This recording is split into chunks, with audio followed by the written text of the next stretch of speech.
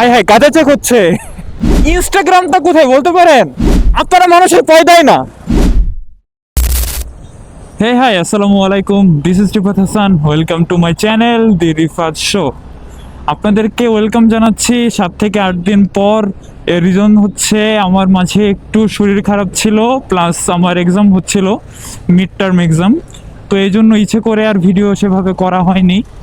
আজকে ভাবলাম যেহেতু একটু শরীরটা ভালো আর ওয়েদারটাও মোটামুটি বেশ ভালো আছে, সো একটা ভিডিও করাই যায়। আর রিসেন্টলি কিছুদিন যাবৎ ওয়েদারটা এত পরিমাণে ভালো থাকে, যখন বৃষ্টি হওয়ার তখন বৃষ্টি হচ্ছে, এছাড়া বৃষ্টির পর পর্যাপ্ত পরিমাণে লাইট যাকে বলে আর কি, সূর্যের তাপটা বেশ ভালো মতো পাওয়া যাচ্ছে। এই রাস্তার কাজের ফিনিশিংটা একদমই ভালো হয় নাই। এর কারণ আছে, কারণ রাস্তা করার পর থেকেই ভাঙা চোরা এই জিনিসগুলো হতেই থাকে। এই যে ছোট ছোট যে আবার নতুন করে কাজ করা হয়, এই কাজ করার জন্যই মূলত এই প্রবলেমগুলো হয়, উঁচু নিচু হয়, রাস্তাগুলো পরে আর সমান করা হয় না। এটা মোটামুটি ঢাকার সব রাস্তার ক্ষেত্রেই। আর ইদানিং দেখতে পারতেছে নতুনভাবে ড্রেন করার জন্য মিরপুর, তারপর ইসিবির এই জায়গাটা, তারপরে হচ্ছে বনানী, এরকম কয়েকটা জায়গাতে দেখলাম নতুনভাবে গর্ত করতেছে। এই গর্তের কাজ শেষ করার পরে আবার নতুনভাবে রাস্তাটা আর কি উঁচু নিচু করা হবে। দেখেন এখানে রাস্তার অবস্থাটা কেমন উঁচু নিচু।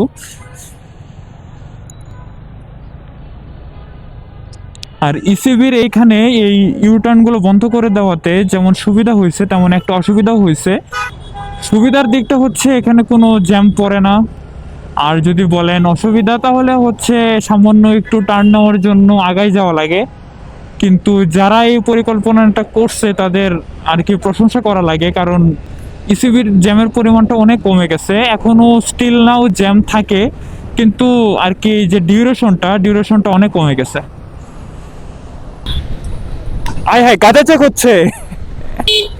ওই দিন হচ্ছে দেখতেছিলাম টিভিতে, একটা নিউজ দেখতেছিলাম, এই পাশে যাওয়ার টাইমে ওইখানে উল্টা কয়েকটা রিক্সা আসে, ওদেরকে দাঁড় করে শরীর চেক করতেছিল। করার টাইম শরীর চেক করতেছিল, লুঙ্গি খুলে ঝাঁকি দেওয়া হয়েছে, গাঁজা পড়ছে। মামা, ইনস্টাগ্রামটা কোথায় বলতে পারেন? ইনস্টাগ্রাম টেলিগ্রামের পাশে। What? ও আমার একজনের লোকেশন দিল সামনের দিকে, এদিকে গেলে পাবো? বলতে পারলেন না? টেলিগ্রামও চিনেন না? ও আচ্ছা, খুঁজে দেখি। হ্যাঁ, এটা হচ্ছে মূলত ভাসানটেক এরিয়া। আর ভাসানটেক এরিয়ার এই যে মোড়টা আছে, এই মোড়ে ওরা এমনভাবে এখানে দাঁড়ায় থাকে। দেখেন রাস্তা বলতে গেলে এটা হচ্ছে দুইটা রাস্তার একদম ডিভাইডার পয়েন্ট। মাঝ বরাবর আমি ছিলাম। এদের হচ্ছে এক সাইডের রাস্তাটা ফুল একদম দখল করা, ওই সাইড দিয়েও তাই। মাঝে শুধু বলতে গেলে যে একটা অ্যাম্বুলেন্স হয়তো বা যাওয়ার পর পাঁচ দিয়ে হয়তো বা একটা রিক্সা যেতে পারবে, এই পরিমাণে স্পেস রেখে তারা দাঁড়ায়। দখলদারিত্ব কাকে বলে এদের থেকে দেখা উচিত, শেখা উচিত আর কি। এদের থেকে দেখে শেখা উচিত। এই যে একটা কিছুদিন আগে ছিল না, ওই যে বাপদাতার জমিদারির একটা কি যেন একটা মিম ছিল না, এই যে আমি দিয়ে দিচ্ছি, আপনারা দেখেন। বিশেষ করে এটা বলতে গেলে আমাদের জমিদারি, বিকজ এটা আমাদের এরিয়ায় অন্য কোনো পোলাপাইন, বাইরের পোলাপাইন এসে যদি গ্র্যাভিটি করতে যায়, সো আমরা এটা জীবনেও সহ্য করতে পারবো না। তো এই মিমের মতো অবস্থা হয়ে গেছে এটা, এই রাস্তাটা।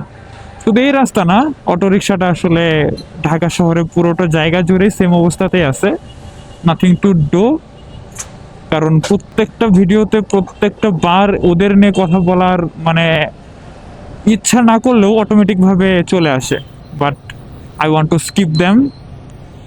এখন আছি আমি 10 নম্বর বিআরটি এর সামনে। এই তো বিআরটি এ, এখানকার রাস্তার অবস্থাটা যদি আপনাদের দেখাই, দেখেন কি অবস্থা, দেখছেন?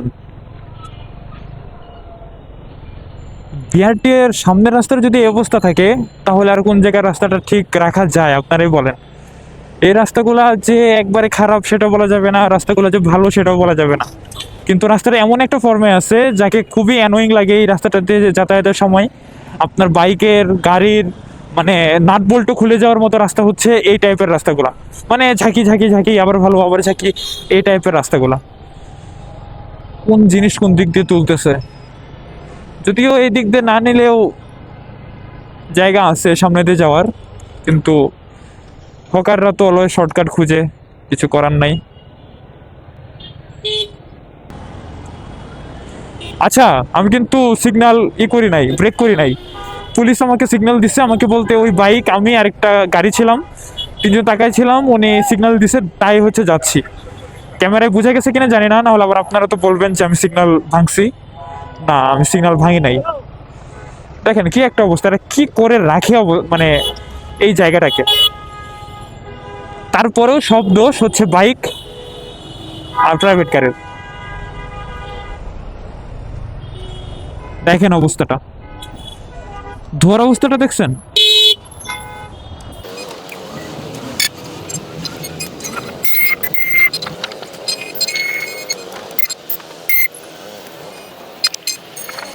কি করতেছেন এটা?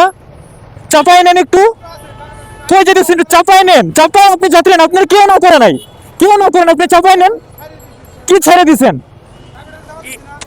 যাইতে তো পারতেছে না, জ্যামটা তো লেগে আছে। একটু বুঝার চেষ্টা করেন, একটু বুঝার চেষ্টা করেন, পিছনে একটা অ্যাম্বুলেন্স আছে। আপনারা মানুষের ভয় দেয় না, ভদ্র ভাষা অনেক ইউজ করতে চাই, পারি না। মানে গা হাত পা আর কি এমন এমন করে এদেরকে ধরে মারার জন্য। যদি পারতাম তাহলে মারতাম। এদের পারিবারিক কোনো শিক্ষা না থাকতে পারে, কিন্তু পারিবারিক শিক্ষা আমার আছে, কিংবা আপনারা যারা রাস্তাতে দু একটা কথা বলতে চান কিংবা বলেন, আপনাদের আছে। এদের তো কিছুই নাই, মন মেজাজ গলা সব কিছু এদের জন্য ধরেন যে চিরে টিরে এক হয়ে যায়। এদের সাথে কথা বলার পর আপনার সারা দিনটা যদি ভালো যায়, দিনটা এখানে নষ্ট হয়ে যাবে। ও বলতেছে ও নাকি যাইতে দিছে, জায়গা দিছে। কেন ও জায়গা দেওয়ার কে? রাস্তাটা ফুল ফাঁকা।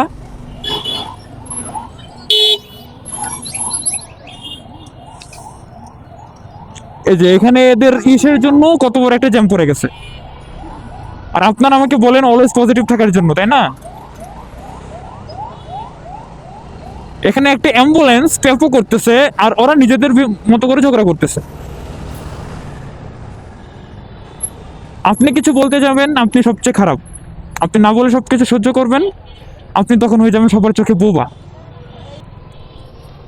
গতকাল এখানে যে মিরপুর কলেজ আছে, এই কলেজের এখানে দেওয়াল ভেঙে 7 জন আহত এবং 1 জন নিহত হয়েছে। রাজধানীর মিরপুরের টিসিবির পণ্য কিনতে এসে দেয়াল ধসে 2 জন নিহত হয়েছেন। এই ঘটনায় আরও 8 জন আহত হয়েছেন। আমার মা আমার মা আমার মা আমার মা আমার মা কই মা কই মা কই আমার মা দেখছো? দেওয়ালটা মোটামুটি ভালোই উঁচু ছিল। এই যে আপনারা যে এটা দেখতে পাচ্ছেন, টিনটা দেওয়া, এই টিন থেকেও একটু উঁচু ছিল। এটা সরাসরি একদম সম্পূর্ণটা মানুষের উপর এসে পড়ে। তো এই জন্য ওই সাইডটা আজকে টিন দিয়ে একদম লাগাই দিছে। আল্লাহ, যিনি মারা গেছে তাকে আল্লাহ জান্নাত দান করুক, যারা আহত হয়েছে আল্লাহ তাদেরকে তাড়াতাড়ি শেফা দান করুক, আল্লাহ সবাইকে সুস্থ সবল রাখুক, এই দোয়াই করি। সো আজকে এই পর্যন্তই। টাটা, গুড বাই, আল্লাহ হাফেজ। Till then wait for my next show. Piece.